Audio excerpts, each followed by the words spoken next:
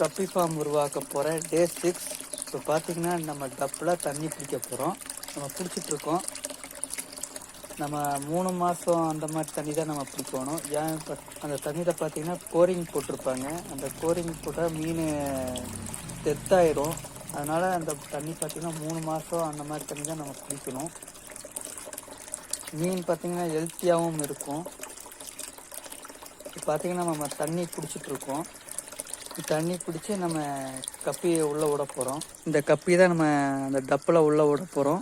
இந்த டப்புக்குள்ளே உள்ளே விட போகிறோம். இந்த கப்பி தான் இந்த சில்வர் டையை நம்ம உள்ளே விட போகிறோம். இந்த கப்பியை டப்புக்குள்ளே தான் நம்ம விட போகிறோம். பார்த்திங்கன்னா டக்பீடு இந்த 4 மீன் தான் உள்ளே விட போகிறோம். நம்ம விட போகிறோம். விட்டுட்டோம்.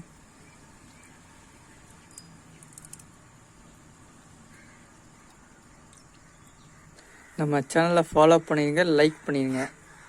நம்ம டே 7ல் பார்க்கலாம். பாய்.